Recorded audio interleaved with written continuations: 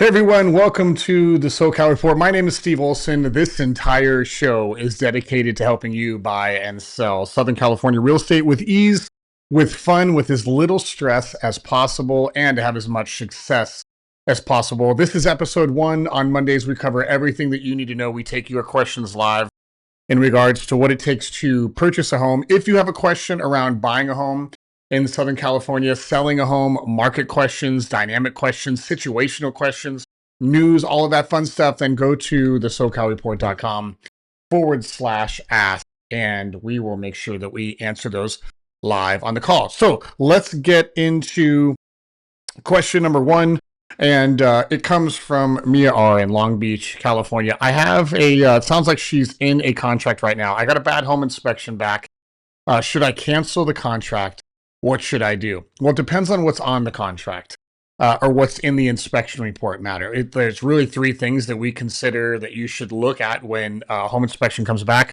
That's cosmetic things, that's repair items, and that's anything that's significantly affecting the quality of life when living in that property. So as you get that home inspection back, and if you've never seen one before, they're generally designed to make sure that you know there's a whole bunch of stuff wrong, because many home inspectors feel that the more that they put on these reports, the more value that you're paying for, right? So oftentimes we look at these and they're very, very intimidating. So don't get intimidated. So I would look, how many of these things are cosmetic things, like maybe like paint, issues, or like there's a cracked tile or something to do with the sealant around a window or anything in the lawn or anything like that. Repair items could be anything that's like kind of out of order, right? Maybe like an appliance isn't working, or maybe you've got a fan that's out, or some light ballasts that aren't working, or maybe there's some electrical issues, stuff that's like, it's not nothing, but it's not like the end of the world, and it's in line with probably how old the home is. And I think a lot of real estate agents need to do a really good job, along with your home inspectors, to educate you and to help you understand that a 20-year-old home is going to have 20-year-old home issues. A 20-year-old home is not going to be a brand new home when you buy it. Every home is going to have issues, right? So number 1, determine, is it a cosmetic item? Is it a repair item? Or is it an item preventing livability? Livability would be like major cracks, like in the truss upstairs. It could be foundation issues. In a lot of parts of Southern California, we have to worry about sloping issues. Are there foundation cracks? Is there anything wrong with major plumbing that's going under the house and out to the street? In Carlsbad, California, and Terramar specifically, they just did a whole bunch of construction to connect the main water lines to the houses. That would need a plumbing inspection if you really wanted to get that deep into that. But if anything like that, that would be a major thing. But in spite of all of that, I still wouldn't cancel the contract. What I would do, and you really have a couple options when you go back to the seller. Number 1, you can say, hey, all this stuff is wrong. We want you to fix these items. And it's complete negotiation. Could be 21 items, could be 3. Understand there's a little bit of push and pull when this happens, because we have to manage emotions as well, meaning if you ask for a lot of little things, people tend to get very annoyed with the process. But if there's major things, we should ask for that to be repaired, because we weren't able to see that when we were viewing the home and negotiating that offer. So option number 1 is you can ask them, hey, I want you to repair this. Option number 2 is saying, hey, for all these 14 things, we don't want you to repair, but we would appreciate a credit at close, or maybe an adjustment to the purchase price. And these 3 major things we want you to repair by the end of closing, or by the time we close on the home.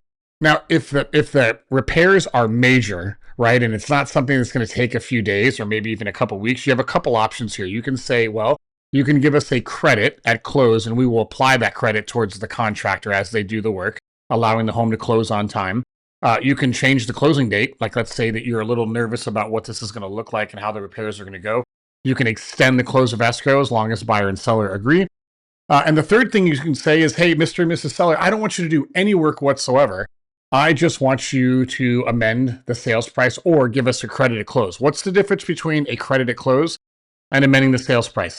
There's really not a whole lot, but when you change the sales price, normally you have to redraw loan docs, change the down payment, all that stuff changes. So a lot of people do what's called a credit at close. And let's say the total work for faulty wood floors is $21,000. Well, $21,000 can be held in escrow to be paid directly to the flooring contractor to replace all of those floors. And the terms of the contract, like the dollars and cents and all that stuff, none of that changes. It's a lot easier to do it that way if you know that money's going to go right to a contractor. But I would only look at canceling the contract if I exhausted all of those options, or maybe if it was just way too overwhelming for you, like the foundation crack, you're like, hey, they may be able to fix it, or maybe they're going to drop the price 100 grand. And even if they fix it, even if they drop it 100 grand, I still don't know if I want to move forward with a property. Then you can cancel. As long as there's something material on that inspection report that you disapprove of, within that first 17 days of the contingency, you can cancel the contract and get all of your earnest money back. But I would only do so once you've exhausted every single option to negotiate those repairs with the seller as that goes. So hope that was valuable. If you have any questions, just use the contact form in the description below, or maybe if you need more context on that, I'm happy to give you answers on that on a one-on-one basis. Let's go to question number 2. And this one's kind of like a generic one, is how long does the buying process take? This is from Ethan T. in Irvine, California. Ethan, this is kind of a loaded question. And what I mean by that is I don't know what stage of the buyer process you're in right now. If you, let's assume you haven't even started whatsoever. Maybe you're looking at websites right now for homes for sale, and you're just trying to figure out like what part of, I think you said you were in Irvine, what part of Irvine that you were looking at. Do you want to be close to Spectrum? Do you want to be more inland? Like, your kids play soccer? Do you want to be close to Great Sports Field, or whatever that's called, with a big balloon up there? We play soccer up there all the time. So at first, I would try to figure out the location of where you wanted to be, and then I would start to just drive the neighborhoods. This would always be the first thing that I would do before I actually formalized the process, because looking at homes online is one thing. Actually driving through the neighborhood is something totally different. Oftentimes you get a totally different vibe than maybe you can find online. And sometimes that's good, sometimes it's bad. It could go both ways. But from a straight time frame process on what does the buying process look like, let's assume that you've already know the areas you're looking for. I'm going to assume that you've already spoken to a lender. I'm going to assume that everything's pretty formalized. You've already got your real estate agent that you're working with, and now it's like, okay, it's time to pull the trigger. It's go time right now. What's the time frame that I could probably expect? Well, if you have clarity with your real estate agent, here's what I wrote down. If you have clarity with your real estate agent and you've narrowed the areas down, most of our clients are finding the home that they're looking to purchase within about 3 to 8 showings. 3 to 8 showings. Now, this number used to be a lot bigger earlier on, and that's a little bit smaller now because inventory is different. I would argue that in most parts of Southern California, about 30% of the inventory right now is not what we would call sellable inventory. So assuming that, like I said, you have clarity on that and you're only looking at the homes that fit the criteria of what you're looking for. Keep in mind the buying process, it gets crazy once you start looking at all the homes that are not a fit for comparison reasons, right? All that does is muddy the water, and it stresses you out. It makes the buying process a lot harder. So I think it's going to take probably 2 to 3 weekends to look at 8 homes. I wouldn't rush through them. Sometimes you're going to walk in that front door and you're like, I already know this isn't a fit. Trust me when I tell you, you're not going to offend anybody. Tell your real estate agent, hey, you know what? This one's not a fit. Let's turn around and walk right out the door. The most important thing that you can do is tell them why this wasn't a fit, why I don't like this. What struck me is, why did I like it online, but I don't like it here? Just be clear about that. Once you find the home and you write the offer, I want you to allocate about 3 days for negotiations going back and forth. Now, if you're way apart on the negotiation, it may take a little longer. If there's a bunch of offers on the home, it may take a little longer, maybe up to 10 days is probably what I would forecast for that. Once you're under contract, we've got a whole bunch of checklist items you have to do the first 17 days. Deposit earnest money, you get the financing started, inspections, all of that fun stuff. The contingency period in California is 17 days, followed by a negotiation of what you find in that contingency period. It's important to understand that in California, by default, the California residential purchase contract is an as-is sale, meaning when you write that contract to them, you are agreeing to purchase that home in as-is condition. Now, you've got a bunch of options at your disposal, which we'll cover in a different topic about what would happen in the contingencies. And in fact, I think we even have a question today around some of those contingencies, but we've got 17 calendar days, not business days, not weekdays, but calendar days to complete all those contingencies. And then after that, it takes about 12 to 25 days to formally close the home. And that's largely dictated by the financing process and how rock solid that financing process is. Now, when you execute the contract between a buyer and a seller at the beginning of the process, you actually agree on the closing date on that contract. And sometimes that's a formal date like October 15th, 2025.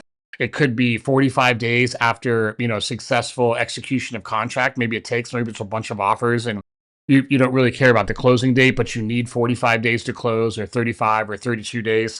And then once that contract closes, the listing agent and the buyer agent will send an email together acknowledging what that formal close of escrow date is based on their interpretation of the contract. And then it goes over to title and escrow. And remember, escrow's job is to execute the instructions of the contract. It's not to take the listing agent side. It's not to take the buyer's agent side. It's to execute the rules and the dictation of the purchase contract. So they will tell you at the end of the day what that closing date is. Those final 12 to 25 days, that's when we get all the repairs done. That's when we make sure the appraisal gets taken care of. That's when all of the final loan stuff is getting handled. That's like all of like that, what we call the hurry up and wait process of buying a home. Can you close early? You can. The listing agent or the seller does need to agree to close early. You cannot unilaterally buy the home earlier or later than when agreed. If you go over the closing date, we need an approval from the seller as well. And that is a breachable event, meaning if you go past the close of escrow date, they can give you what's called a cure notice, and you've got a couple days to perform on that. And if you don't, they can cancel the deal, they can collect all the earnest money, and you can move on, right? So we want to make sure that everything in that contract is honored. But if you had to take all of that and loop it into one, showings, negotiations, contingencies, and lending process, I think probably all in, you're at about 50 days. So if you're trying to factor like a move-in date with like maybe a move-out date with a previous home you're selling, or maybe there is a lease that you're in that's expiring, you got to be out by a certain day, I would definitely try to time the home purchase about 15 days before that deadline. That way we've got a little bit of room to play. I've seen way too many clients in the 20 years we've been doing this try to schedule a move-out day and closing day on the same. It's way too stressful. Don't do that. Yeah, there's a little bit more money involved. But trust me when I tell you, you want to give yourself a buffer because it's going to make the process a lot easier. Question number 3 for today. This is a very interesting one. This was from Noah P. in Newport Beach, California. And the question is, the days on market seem to be very high for a home we want to buy. Do you suggest we submit a lowball offer? And my simple question of this would be, if the only reason to submit an offer low is because you're calling it a lowball offer, then I would say no, don't do that. I would write the offer based on where you're excited to purchase that home, based on current market conditions, the condition and location of a home. And in fact, I want to share something with you really quick. Newport Beach is wildly changing in its day-to-day or week-to-week or month-to-month market stats. And right now, this is according to Redfin, you can see that the median days on market right now, which means half of the listings that are above 66, half of listings are below 66. So that means on average, if you list your home for sale in Newport Beach right now, you can expect your home, if it was an average home, price average, average condition, average location, like average, is going to take about 66 days to sell. Now, what Noah did not put in the question is how many days or the address they're looking at is. So no, if big days on market is like 190, then the first thing that I would look at is it priced according to the condition and location of all the comps? And the easiest way that you can find this, the easiest way that you can figure this out is just have your real estate agent run comps for the neighborhood and look at the last 5 sales. That's all I would do. And then if the last 5 sales in the neighborhood sold in quicker time at different pricing based on condition, obviously you're gonna have to factor that number up and down if they were remodeled or not remodeled, and all that fun stuff. So it's not just like what's the listing price and what's the days on market. Then I think that's going to give you a little bit of inclination of, hey, maybe this home is overpriced. Maybe it's been on the market an excessive long time. Maybe the home's really unique, right? Typically, like we see weird things happen with very unique homes. Number one, they're really unique and they sell right away because people want that uniqueness, or it's on the complete opposite side. They're like so unique and they sit on the market forever. So that would be another thing that I would consider. The term that you want to look at, here's what I wrote down, is called days on market, or DOM. If you guys are looking at this after, I think, August of this year, then you're probably going to see DAM, which is days active on market. It used to be just days on market.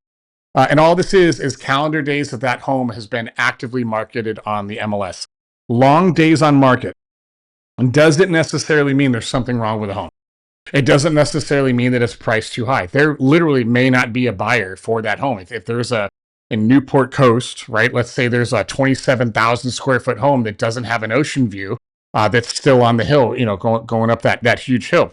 There's probably not a whole lot of buyers that are willing to, purchase a home at 27,000 square feet that doesn't have an ocean view. And maybe an amazing home, maybe it's got an amazing backyard, maybe it's, great for entertaining. But that's a very unique situation. So a high days on market for that may not mean that the home is priced wrong. It may mean that the home is so specific that there may not be a buyer for that right now.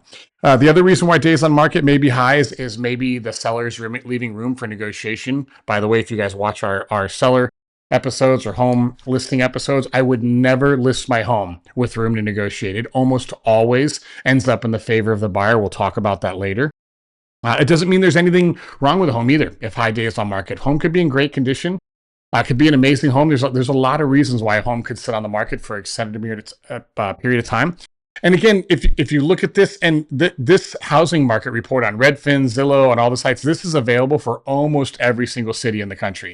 So if you think your home that you're looking at is high days on market, go check some of the local market stats and see how far of that outside is that. Here's worst case scenario. You submit an offer in good faith that the price that you're negotiating is a good price, and the seller is either going to accept it, counter it, or reject it.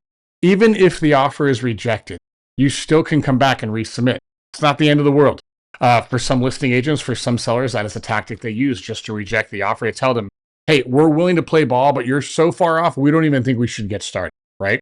We can always resubmit. The important part is you try as hard as you can to leave all of the emotion out of the process. And listen, I know it's hard. I know it's almost important, but it is very important to leave all of that emotion out of it. So days on market doesn't necessarily mean a bad thing. I would still submit the offer. I would negotiate. I would take negotiation all the way to the point to where you feel if I pay $1 more than this, I'm no longer interested in the home. If you do that, you can always sleep at night. Don't ever quit over emotion. Take it all the way to the point to where, hey, at these terms, at this pricing, I'm no longer interested in moving forward. And as long as you do that, I think you'll feel pretty good about writing an offer on a home with extended days on market. This question is going to be a fun one. We are just starting the home buying process, so I'm not quite ready to talk to a lender yet. How do I know how much I can afford for a home? This comes from Liam D. in Laguna Niguel, California. Before I took this question, I brought up a little screen share on my computer about how much you can afford for a home. Now, between you and I, Liam, this is probably well under what you can afford in Laguna Niguel. I don't know what the average sales price is in Laguna Niguel, but I know it's higher than $1 million. But this is assuming that you make $340,000. You're getting a 30-year loan. The interest rate is about 6.5%. You've got $3,500 in existing debt payback. Maybe that's like car payments and insurance and all of that fun stuff. Your down payment's going to be 20%. Property tax is going to be somewhere around, I would say, 0.9% is probably a better example. HOA or co-op fee is going to be $3,500 per year. Insurance is going to be just shy of 1%. So if we calculate this, this is saying that you can afford a $985,000, $487 home based on a $340,000 salary before taxes, all of that stuff. That would be gross number. What most banks go by is what they call the 28 to 36 rule, which they actually state up here, which is where these assumptions are coming in. And all that means is front end debt to income ratio is 23%, back end is 36%. So think of that as more like, net versus gross is what they're looking at. If you wanted like a really, really, really simple, way that you could afford the home, I would forecast somewhere between, I would just say 30%, of your monthly disposable income should go towards housing. It's crazy out of whack right now. Like everything is crazy out of whack, I will tell you, right? The most accurate way for you to get clarity over what, how much you can afford is I would call a lender. Now, just because you call a lender, they don't need to run your credit, right? Credit is nothing more than helping them understand that based on your debt load and the score, can you pre-qualify or pre-approve for that loan? That's something totally different. If you call a lender that you trust, and we're happy to give you referrals in Southern California as well. If you call a lender that you trust and say, hey, here's my, monthly gross income. My wife works, I work. We think our FICO score is somewhere around 715. We use Credit Karma and we're looking that up, and that's the number. We've got this amount of debt. Can you give us a preliminary number of what you think it's going to take to buy a home? And they're going to ask you like, well, how much can you put down? Is it like 5%, 10%, 20%? Does it qualify for FHA? What type of lending is out there? They're going to be able to have like a really, really good conversation with you up front. And that's going to give you a really good idea of like where a starting point is. Now, where I see a lot of people go wrong with this is they have that initial conversation. They're like, cool, that's it's written in stone. Let's go. And then they do the entire process. And right as they're writing the offer, they call the lender really quick. And they're like, hey, we found our dream home. It's awesome. Like, remember how we had this conversation like 3 months ago? Okay, cool. We need a pre-approval letter. And the lender's like, well, hold on. Like, we need to verify income. We need to verify employment, and we need to run your credit. And that's going to take a day or two. At that point, it adds unnecessary stress to the process. So we don't want to do that. What we can do, though, is have that initial conversation and at least be aware of what the lending programs that lender has access to and the price point and the city that you're looking to buy. The most stressful part of buying a home in Southern California, by far over everything else, is lending. It's not the home. It's not the inspection. It's not the viewing process. It's nothing else. It is always lending. And because lending is not something that we can see and feel and get excited about, people tend to drag their feet with it. They're not very quick. In fact, our most successful clients that we've worked with back since 2007, when we first started selling real estate, the ones that have the most amount of success are the ones that are most financially prepared to buy the homes. The ones that are stressful, it's not because of the home inspection or all that stuff. It's because financing was very loose or they were like right on the borderline, which is fine. If you're on the borderline of affording a home, that's cool. Like we can go to battle. We'll get it done for you. But the more that you can get this done and the more you can be prepared up front, the easier this process is going to be. So you can go and you can look at as many of these mortgage calculators you can get your hands on and kind of get a feel of like, hey, this is how much I make. This is how much I can probably put down. I think we put 20% down, right? You can get, even if I think if we change this to dollars, and let's say you've got, $300,000 in the bank that you can put down.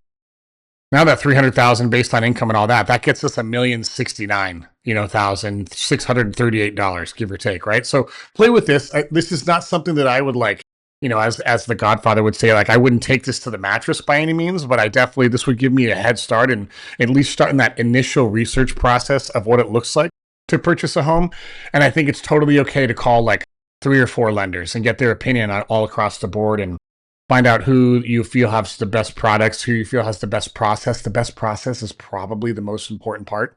Terrible process leads to terrible results, right? Doesn't matter what the rate is if they can't get the loan closed, right? So it's okay to talk to 3 or 4 lenders and, drill them on questions. It's okay to talk to 3 or 4 real estate agents and drill them on questions to make sure that everything you need is getting access. But I would look at those, then I would talk to a lender, and then I would make the decision from there. All right, this question comes from Lucas G in Encinitas, California. What is earnest money, and does it matter how much we put down? Does the seller benefit from more earnest money or less earnest money? It was actually a very long question. We summarized it for you, but that's the gist of it. Lucas, if I missed any part of this, feel free to email us at team@steveolsongroup.com and I can clarify from you. First off, what is earnest money? Earnest money is an amount of money that a buyer puts into escrow. The buyer does not give it to the real estate agent, does not give it to the other client. They put it into escrow, a neutral third party, to hold in good faith to settle the property. Meaning if the buyer in any event defaults on the property, that is the buyer's at risk to the seller saying, hey, we're serious on this property. Now, the next question you're probably asking is, how much money should I put down? The seller financially at closing does not benefit one way or another based on the amount of earnest money you put down. So if you put down 50% earnest money, which you would never do, the seller makes no more money at closing because the amount of money you put as earnest just converts into down payment and closing costs. That's all this is, right? Now, in the event of a breach, if you just decide on day 27, hey, I've got cold feet, I've got no other reason to cancel this deal, I just want out because it just doesn't feel right, your at risk for canceling that contract is whatever amount of money you put into earnest money when you went under contract. Now, there's some rules that I will tell you. The age-old average for earnest money since the beginning of time was somewhere between 1% and 2%. And it's kind of universally thought that the more money you put in earnest money, the more serious you are. The less money you put in earnest money, the less serious you are. If you're somebody who's selling your home right now, you want to work with somebody, you want to go under contract with somebody that's very well qualified and very stable, because it can be very stressful to take the home off the market for 30 to 45 days only to find out we have to put it right back on the market because like this weird thing of people thinking like, oh, it's back on the market, there must be something wrong. No, there's nothing wrong. Just the buyer couldn't qualify for the loan, right? But we still have to go through all that. It's a big pain. So 1 to 2% would be average. 3% would really show that you're serious about the property. And between you and I, if I was working with you specifically as the buyer, the max I would put down would be 3% because in California, that's the limit of liquidated damages based on the contract. Meaning if something were to go wrong and the court says, hey, we're going to award liquidated damages, the most they're going to be able to award back is 3% based on the contract. Now, if you put 5% down as earnest money, that's fine. And let's say you go to arbitration and they say liquid damages are 3%. The seller keeps 3% and refunds the other 2% back to you. But that's still something that we have to go out there and track. We need to go ask for the money and make sure it's delivered in a timely manner. There's a lot of things that need to happen, right? Now, keep in mind that 5% is held in escrow. It's not held by the listing agent. It's not held by the buyer's agent. It's definitely not held by the seller. So it's not something that we necessarily have to beg to get back. It is another thing that we have to do. So my recommendation to you, assuming your terms are favorable, pricing is favorable, and your lending is solid, the most amount that I would offer, Lucas, would be 3% of the purchase price. Financially, there's really not a gain to the seller to do whatsoever. We have seen contracts come through on some of our listings with flat fee earnest monies like $2,000 or $5,000 or they really don't make sense. It's just a small nominal amount. I suppose if I was a buyer or maybe an investor, I would want that number as low as possible so that I could go as fast as possible and try to acquire as many homes as I could. From a seller perspective, I think if the number is really low, then it's really easy for the other person not to take the closing very serious because their at risk is really small. So I would be looking somewhere around on the low end would be 1%, average would be 1.5%, 2%. The highest I would go would be 3%. So think of that as $30,000 every million you're purchasing in California. If it's a $2 million home, a 3% earnest money is going to be $60,000. But keep in mind at closing, all of that money converts into the money you owe at the closing table, which would be closing costs, points to a lender, down payment, all of that stuff. And it's just money in versus money out. It's basic accounting. The max I would go would be 3%. Average would be 1 to 2%. I would not let this overwhelm you. I would not get stressed out about it, meaning, oh, my money's at risk. I should get nervous. The most important part that you can do is 2 things. And I'll leave you with this. Number 1, work with an agent that knows exactly what they're doing, right? They've done this before. They're in the market. They're an expert. And number 2, take the time and literally read the contract. If you don't want to read the contract, that would be a mistake just between you and I.